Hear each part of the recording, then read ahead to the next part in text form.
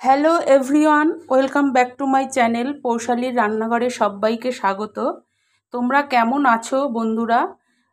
আশা করি তোমরা সবাই ভালো আছো, আমিও ভালো আছি।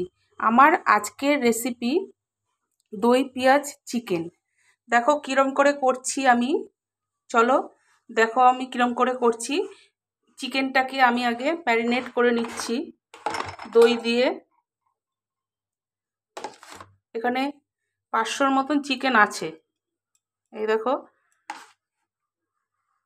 দই দিলাম, নুন, হলুদ দিচ্ছি, হলুদ অল্প দিচ্ছি, একটু গোলমরিচের গুঁড়ো দিয়ে দিচ্ছি। এই দিয়ে ম্যারিনেট করে নিচ্ছি আমি মাংসটাকে, চিকেনটাকে এবার আমি ম্যারিনেট করে রাখছি। এবার দেখো বন্ধুরা, মশলার মধ্যে আমি কি কি নিয়েছি। পেঁয়াজ বাটা, রসুন বাটা, এই দেখো রসুন বাটা, টমেটো বাটা, আর টক দই। এদিকে রসুন বাটা আছে, এটা আদা বাটা, আদা বাটা, টমেটো বাটা, এদিকে রসুন বাটা, এই দেখো গোলমরিচের গুঁড়ো, টক দই, আর এর মধ্যে দেবো আমি জিরের গুঁড়ো দিলাম। এবার দেবো ধনের গুঁড়ো, এবার নুন, হলুদ, কাঁচা লঙ্কা বাটা দেবো। কাঁচা লঙ্কা বাটা একটু পরে দিচ্ছি। এবার দেখো একটু টমেটো সস দিয়ে দিচ্ছি, অল্প একটু। টমেটো সসটা দিলে কালারটা ভালো আসবে। আমার তো কাশ্মীরি লঙ্কার গুঁড়ো নেই, আমি খাইও না খুব একটা কাশ্মীরি লঙ্কার গুঁড়ো, খুব কম আনি। এবার দেব কাঁচা লঙ্কা বাটা, এই কাঁচা লঙ্কা বাটা দিয়ে দিলাম,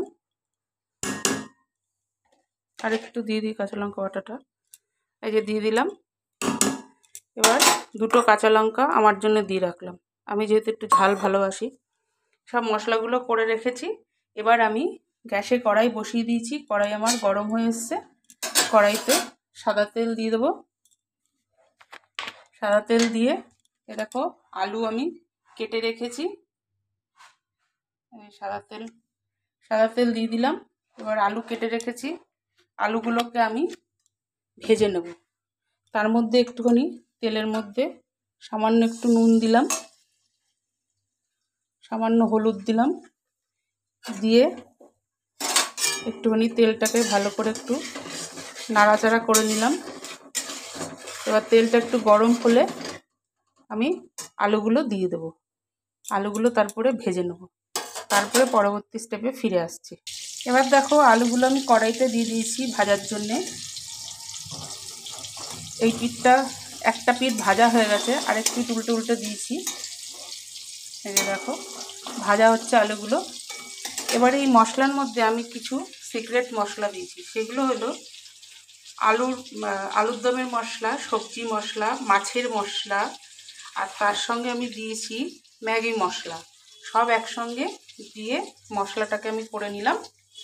এবার ভালো করে একটু নেড়ে চেড়ে নেবো মশলাটাকে, সব মিশিয়ে নেব সব মশলার সঙ্গে একসঙ্গে। এবার আলুটা ভাজা হলে তারপরে আমি মশলাটা ভালো করে কষিয়ে তারপরে চিকেনটা আমি দেব। এই যে মশলাটাকে ভালো করে মাখিয়ে নিলাম সব মশলার সঙ্গে, সব মশলা একসঙ্গে ভালো করে মাখিয়ে নিলাম। এবার আলুটা ভাজা হচ্ছে, তারপরে ফিরে আসছি। এবার দেখো বন্ধুরা, আমার আলুগুলো লাল লাল করে ভাজা হয়ে গেছে। এই দেখো আলুগুলো লাল লাল করে ভেজে নিয়েছি। এবার আমি আলুগুলো তুলে রাখবো, তারপরে ফিরে আসছি পরবর্তী রান্না। এবার দেখো আলুগুলো আমি তুলে নিয়েছি। এবার যে মশলাগুলো করে রেখেছি সেই মশলাটা আমি তেলের ওপর ছেড়ে দিচ্ছি।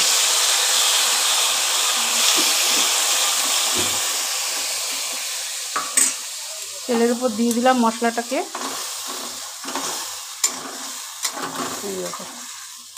মশলাটাকে দিয়ে দিলাম।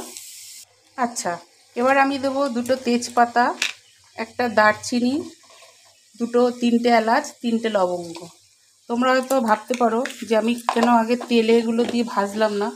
সব সময় না তেলে দিয়ে ভাজলে এলাচ আর দারচিনির গন্ধটা না চলে যায়, গন্ধটা ঠিক পাওয়া যায় না। ওর জন্য আমি মশলার সাথে দিয়ে এবার এটা নাড়ব। ভালো করে এবার মশলাটাকে কষিয়ে নেব। কষিয়ে নিয়ে তারপরে আমি চিকেন আর আলুটা দিয়ে দেবো। আগে চিকেনটা দেবো, তারপরে আলুটা দেবো। এবার মশলাটাকে ভালো করে কষিয়ে নিই, তারপরে ফিরে আসছি। দেখো বন্ধুরা, মশলাটা আমার কষানো হচ্ছে, আর একটু কষানো হবে, তারপরে আমি চিকেনটা, ম্যারিনেট করা চিকেনটা আমি এর মধ্যে দেবো। তোমরা বন্ধুরা আমার মতন এইভাবে একবার খেয়ে দেখো মাংস করে, আশা করি তোমাদের খুব ভালো লাগবে। আর তোমরা কে কেমনভাবে মাংস রান্না করো আমাকে কমেন্টে জানাবে অবশ্যই।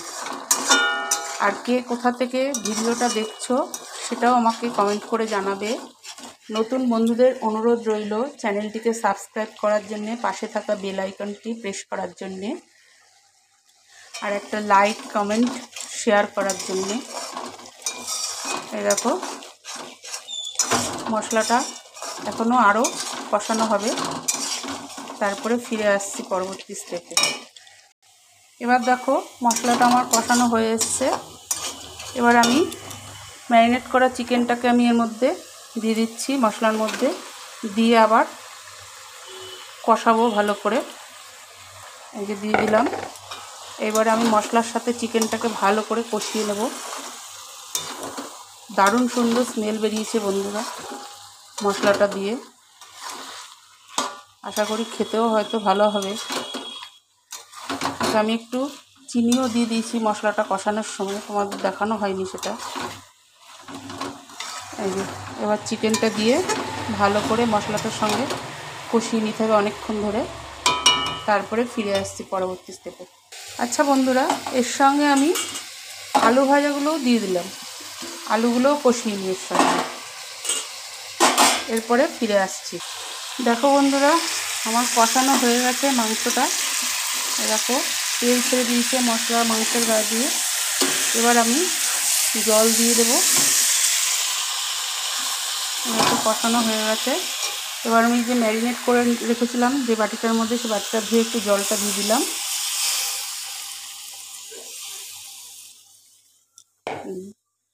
আর একটু জল দিয়ে দিচ্ছি, একটু ঝোল ঝোল মতনই রাখবো। দিয়ে দিলাম। এবার আমি কড়াইটাকে ঢাকা দিয়ে দেবো। ভালো করে চারিদিক দিয়ে কড়াইয়ের গা দিয়ে চারিদিক দিয়ে ভালো করে কাচিয়ে নিয়ে মশলাটাকে ঝোলের মধ্যে দিয়ে এবার আমি কড়াইটাকে ঢেকে দেবো। হয়ে গেছে। এবার কড়াইটা আমি ঢেকে দিচ্ছি, ফুটতে দেবো ঝোলটা আমি।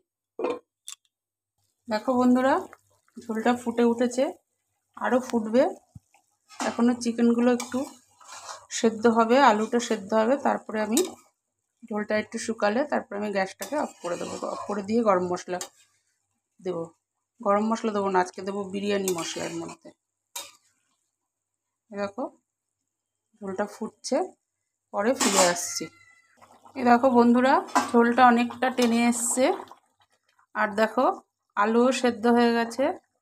এই দেখো চিকেনটাও সেদ্ধ হয়ে গেছে। এই যে এবার আমি দিয়ে দেব বিরিয়ানি মশলা। আজকে গরম মশলা দিলাম না, আজকে একটু বিরিয়ানি মশলাই দিলাম। ভালো লাগে বিরিয়ানি মশলাটা দিলেও, গন্ধটা বেশ বিরিয়ানি বিরিয়ানি লাগে। দিলাম, দিয়ে এবার ভালো করে নেড়ে দিলাম। ঝোলটা আর একটু শুকাবে, আর সামান্য একটু ঝোলটা শুকাবে। আজ এই পর্যন্ত। কাল আবার পৌশালীর রান্নাঘরে নতুন কোনো ভিডিও নিয়ে তোমাদের সাথে হাজির হব। তাহলে বন্ধুরা আজ আসি, বাই।